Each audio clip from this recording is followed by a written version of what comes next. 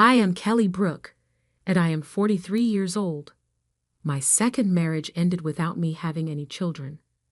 My spouse is a good man who consistently shows up for our monthly dates. He always fulfills his commitments, regardless of how busy he becomes. I've never regretted getting remarried or divorcing my first spouse, even though I know I shouldn't compare him to him. Our 8th wedding anniversary is this month. My spouse got a reservation at a classy restaurant with an oceanfront view. I was about to have the best time ever, but then I saw the last person I wanted to see, my 13-year-old ex-husband, Jeremy Clarkson. As we were finishing our lunch and heading out of the restaurant, my husband excused himself to visit the lavatory. I was gazing out of the window at the vista of the ocean, remembering the wonderful times my spouse and I had shared gazing out to sea. I heard my name called just then. I looked back and there was Jeremy. "Hey, what makes this so lovely? To someone like you who is essentially broke, do you believe a typical ocean looks nice?" stated Jeremy. "I haven't seen you in a while. What brings you here?" "What brings me here?" Jeremy responded, taking a seat in the chair my husband had been occupying. "I should be asking you that."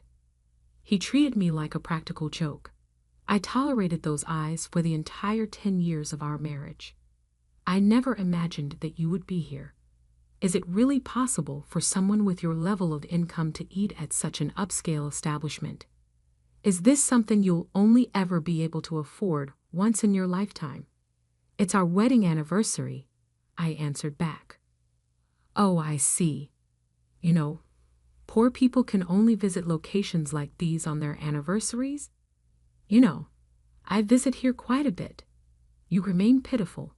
Is someone else not with you?" "Yes, that is true. She was basically sent to pay. Money handling, is a woman's domain." I reflected that he remained unchanged, constantly disparaging women. Then I spotted her, his 13-year-old sweetheart.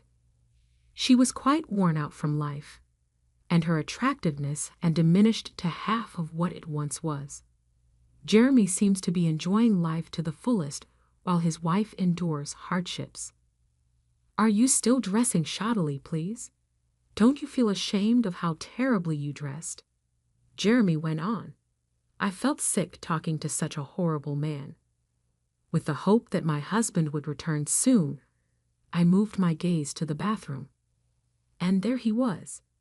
He had been observing us while I was chatting with another man for some time. Observing my look of perplexity, he came over to join us. "Excuse me, do you need something for my wife?" "Your spouse? Are you married to this woman?" "Yes." "What is it that you need?" "You also have a bad appearance. Poor ladies, I suppose, always marry poor men again." "Don't be impolite, please," I answered. "My spouse is a very respectable man." Jeremy gave a disapproving snort.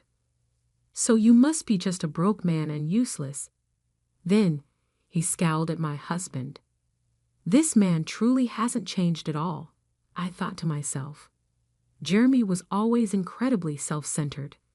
It was uncertain if he was truly competent at his position, even if he was employed by a large corporation.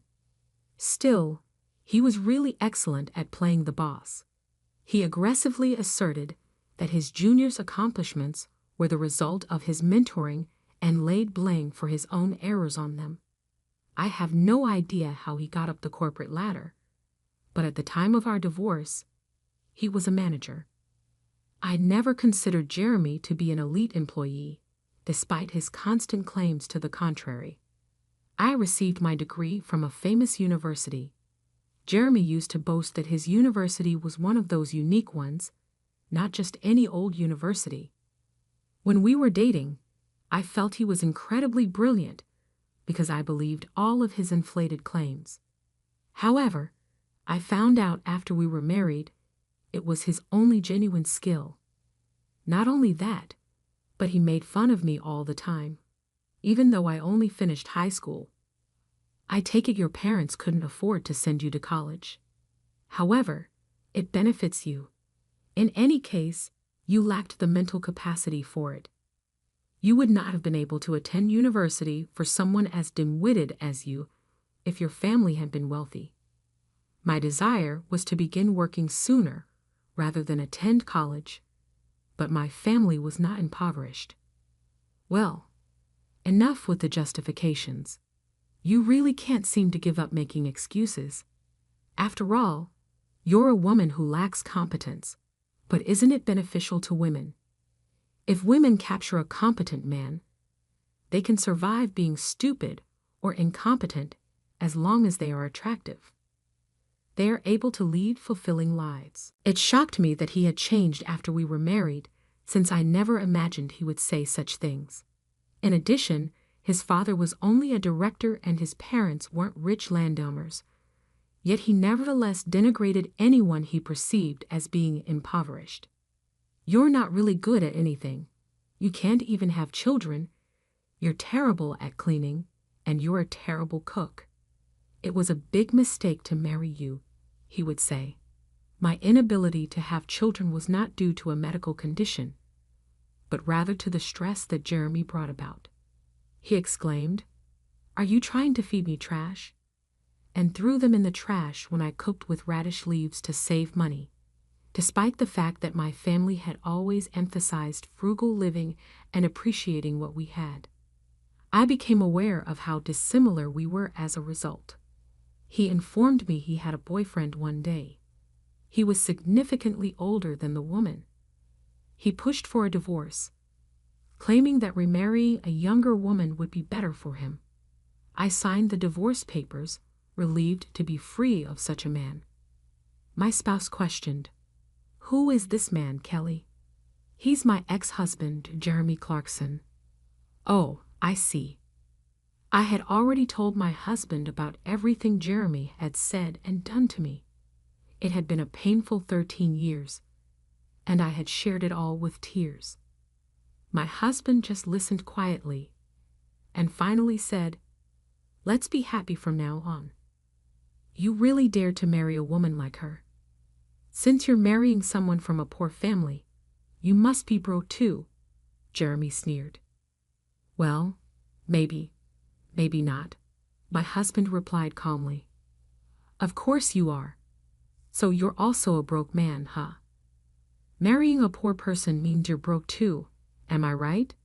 But why did you divorce such a wonderful person?" "Wonderful? Your eyes must be fooling you. Truly wonderful means having a beautiful wife like mine," Jeremy said, pointing to his wife, who stood there looking embarrassed. "Is that woman your wife?" "Yes, she's beautiful, isn't she? She's actually my boss's daughter." Marrying the boss's daughter definitely helps one climb the career ladder faster. Marrying a broke woman like you probably means you're just a regular employee. Too bad. A regular employee? I haven't heard that in years, I said. "What are you trying to prove? A low-class guy marrying a low-class woman just means you'll both be broke for the rest of your lives. And you think you deserve to eat in a fancy restaurant like this?" "This level of restaurant isn't a problem for us," my husband calmly replied. "Yeah, sure, if that's what you think," Jeremy scoffed. Just then, a waiter passed by, and my husband pulled out a black card, instructing him to settle the bill. Jeremy was surprised by the card, but tried to hide it, snorting again. "Is that a black card? Showing off a card like that here. You're not used to it, are you? You must have borrowed it from someone, flashing it around. But later you'll have to pay back the person who lent it to you, right? I bet you're scared to spend money in a place like this. It's all just an act." Funny thing to say. Who would lend their card?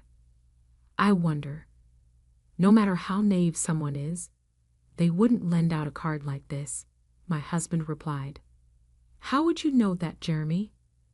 You shouldn't say such insulting things." "What's insulting?" "I'm just stating the truth.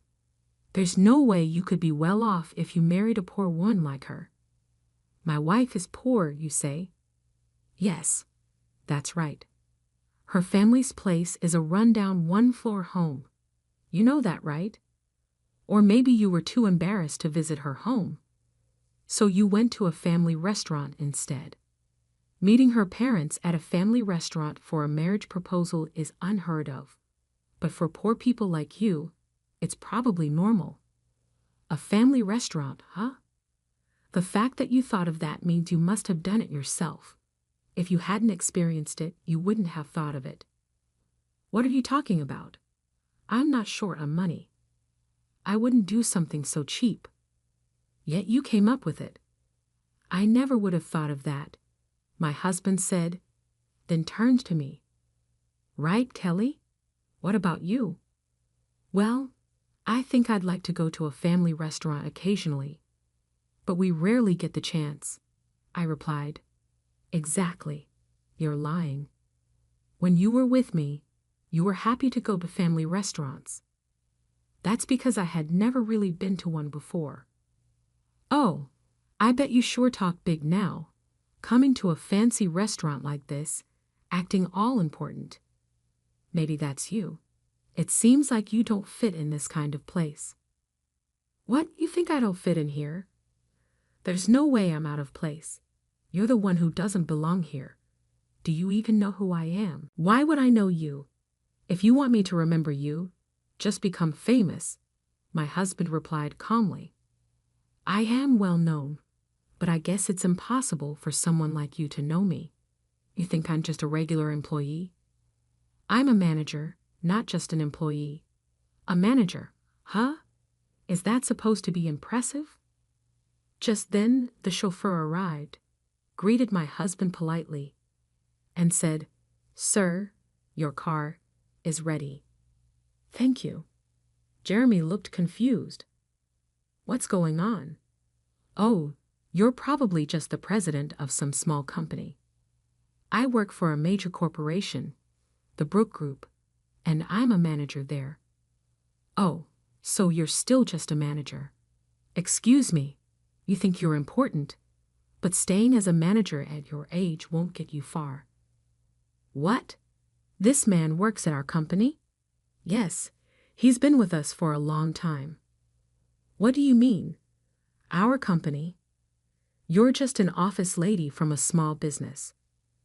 That's right, but I don't have kids or any reason to quit my job. So you can't have kids. I knew it. Something's wrong with you. Hey, that's crossing the line. Kelly is perfectly fine, my husband said, standing up for me. If she's fine, why can't she get pregnant? Women are supposed to have kids. I don't need to explain that to you. You can't say it because it would prove something's wrong with her. This man is hopeless, Jeremy said. Yes, he's beyond saving, my husband replied calmly. This man's name is Jeremy Clarkson, right? I understand. He's fired. Kelly, please contact HR. What? What are you saying? You think you can shock me with that? What company's president are you claiming to be? Are you trying to fool me with this obvious act? Are you stupid, Jeremy? My husband is the president of the Brook Group. What? That can't be true, Jeremy exclaimed. But the driver nodded with a look of pity. Seriously, is he really our president? Yes, and I and his wife, and the vice president of our company. That's ridiculous. How could Kelly, from a poor family, end up as vice president with just a high school diploma? Those things don't matter. Whether someone graduated from high school or college doesn't determine their worth. That's ridiculous. I will never forgive anyone who insults my wife, my husband said firmly. But there's a union. The union will protect us employees. You're a manager, right? Managers are not union members, so you are not protected by the union. Didn't you know that? Seriously? Well, you better prepare yourself. Since you insulted my wife, you must face the consequences. Jeremy looked stunned, but my husband didn't care and asked me if we should go. We left the table that night. Perhaps bothered by what happened, Jeremy called, but his tone was completely different from his arrogance earlier. Kelly, it's been a while. What do you mean? We already talked this afternoon. Ah, yes. What can I do for you? Your dismissal hasn't been processed yet. Ah, you guys were just joking, right? About you being the vice president and your husband being the president. No, it's all true. I'm surprised you don't know who your own company's president and vice president are. But why would you be the vice president? Because the best way I can support my husband is by being in that position. But it's strange. Why would a high school graduate be the vice president? It's not strange at all. I only graduated high school because I wanted to start working early. But after we separated, I earned a college degree. Huh, really? Yes, there are schools you can attend from home. So you really are the president's wife? Yes. How did you manage to marry the president? When did you get married? We got married after I divorced you. I met the president soon after, and we dated for about 5 years before getting married. Married? Why would the president take an interest in someone like you? Stop being so rude. Oh, sorry. Connections are strange, aren't they? I just happened to meet the president. But even so, why would he marry someone broke like you? Is he a philanthropist? No one marries for charity. If he's not a philanthropist, did he marry you to make you his slave, maybe? Today you got lucky and got taken to a fancy restaurant, but usually you must be having plain meals and living a difficult life where you can't even buy what you like, right? Why would you think that? That's not true at all. You're the only one who would do such a thing. There's no way you could marry such a rich man. Why do you think so? Rich people have connections with politicians and other wealthy people. If a poorly raised woman like you shows up at their parties, it would embarrass the president. Or maybe he lets his mistress attend those instead. You're making wild assumptions. If you keep looking down on me like this, you'll truly regret it. I'm just concerned for you. A woman with a poor upbringing like you marrying a rich man like the president will only suffer. A regular employee's husband would suit you better. Marrying someone richer than me, you must be a foolish woman who can't see ahead. Who's the fool here? If you call just to say that, I'm hanging up. No, wait. I'm not trying to insult you. It's just true that you come from poverty, and that can't be helped. Thinking I'm looking down on you for that is completely wrong. You say I come from a poor family, but my father is wealthy. Your family is poorer than mine. I didn't mention it back then because of your pride, but your family home isn't even half the size of mine. Your father is just a department head, and you're still just a manager. That's not true. When I proposed to you, you were living in a small single-story house. That was because we were renovating our home at the time. We had stored all our belongings elsewhere, and it was just a temporary residence. There was no need to move to a big house, my mother said. That can't be true. You don't have to believe it. But since the renovation is finished, even if you say you want to visit my parents' home, you stubbornly refuse to go again. I couldn't tell you the truth. Who would want to visit such a poor, rundown house? You really are hopeless. Then I'll send you a picture. This is my family home. I sent a photo of a large mansion. That's my house. I lived there for a while after our divorce. What? That can't be true. It's true. If this is true, then why were you working as an office lady in a small company? If you're so rich, you wouldn't need to work. And if you did work, wouldn't it be at a large corporation? My father is the president of a major company. That company was a new one he started. When it was time to decide who would be the president, my brother was chosen for the role, so I volunteered to handle the administrative work. Now that company has grown to the top of the industry. Is that true? Were you really so rich? Yes. This is the truth. This is the real me, the person you used to look down on. So that's why you could marry the president? That's not it. I met the president because we shared the same hobbies. We met through our interests and hit it off. He didn't know I was from a wealthy family, and I didn't know he was the president. So you're at the company where I work because of that. How long have you been at that company? I joined right after our divorce. I had a connection by chance. Why? When you were with me, you were just a clerk at your brother's company. After we divorced, you changed jobs? That's right.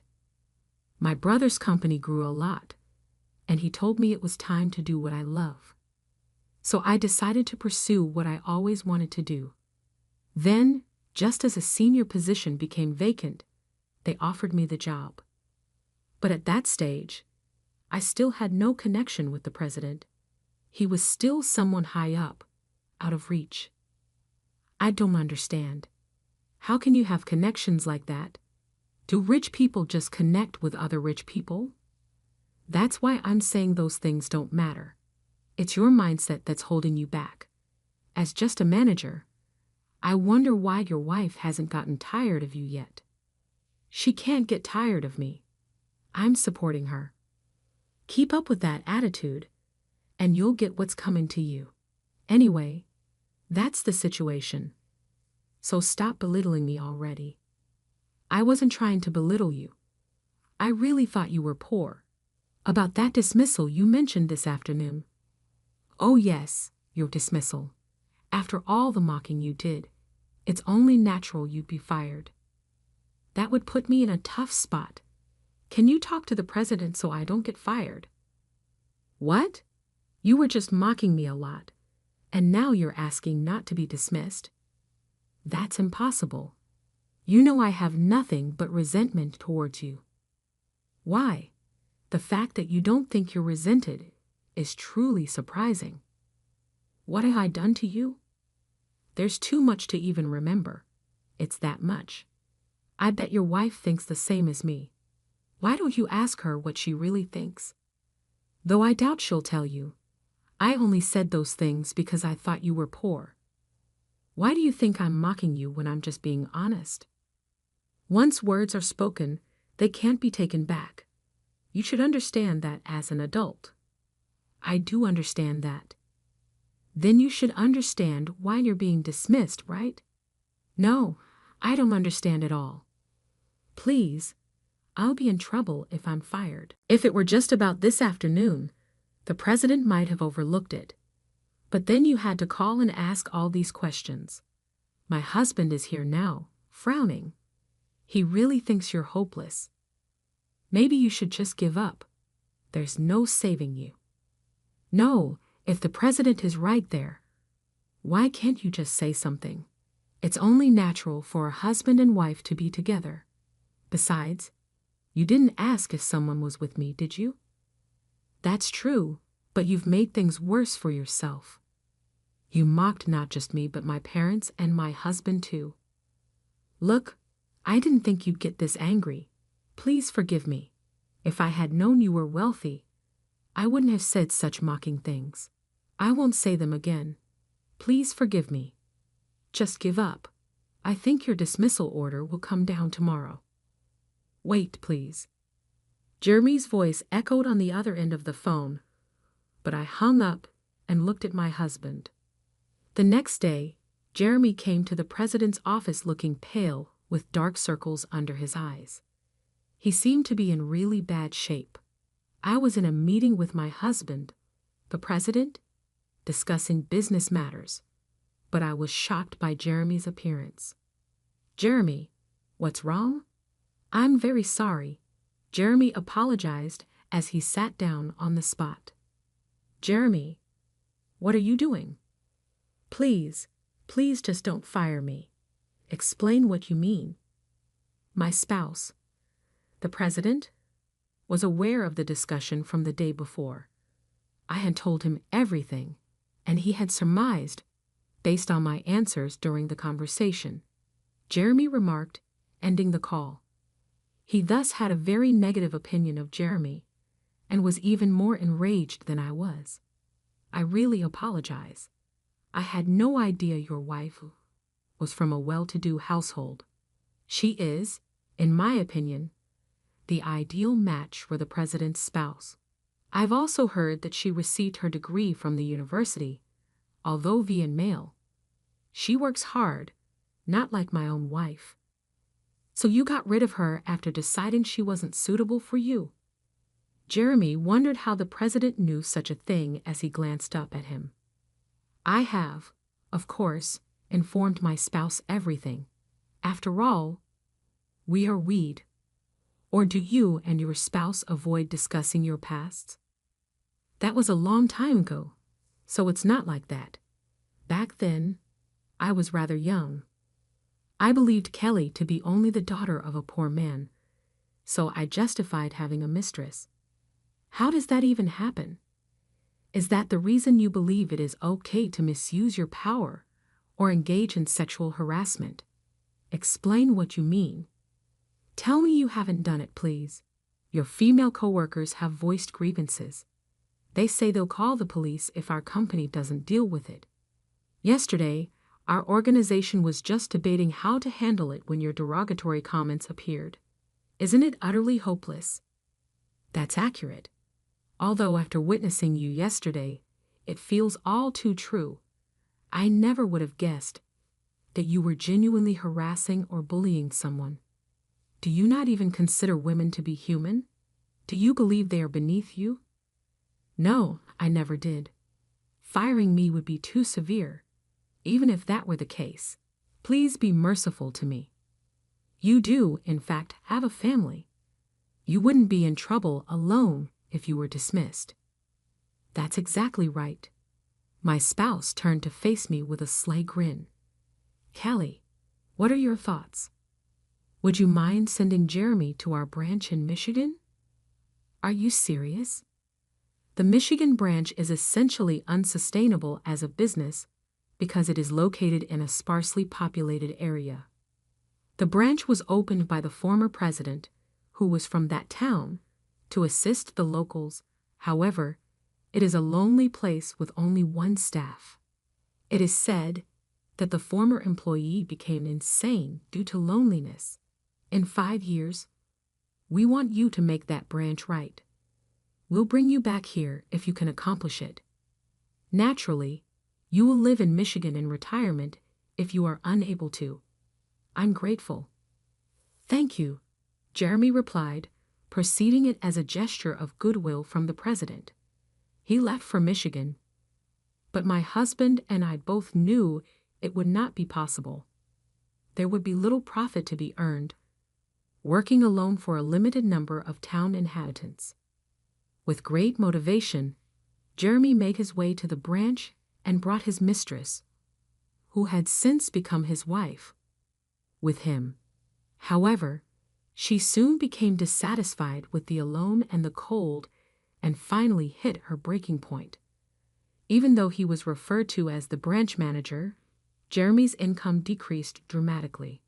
His wife, and he would argue every day as a result.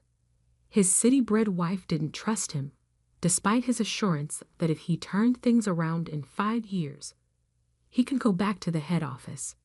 She returned to the city, leaving the divorce papers behind. For a year, Jeremy gave it his all. But despite his efforts, neither the population growth nor the profits were realized. He finally realized that nothing would change, no matter how hard he tried. He gave notice of his resignation in 2 days.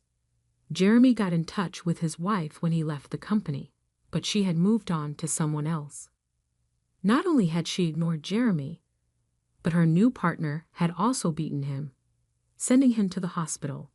Following his release, Jeremy sought employment, But due to his advanced age, he was unable to get any, making his life more difficult. He eventually found himself living in a dilapidated apartment and working as a nightly store clerk as his main source of income. Standing alone at night in a store was the man who had once boasted of having graduated from a prominent institution.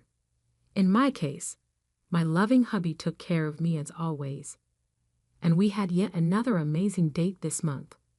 My life was drastically altered by our marriage, and I'm happy that Jeremy and I got divorced.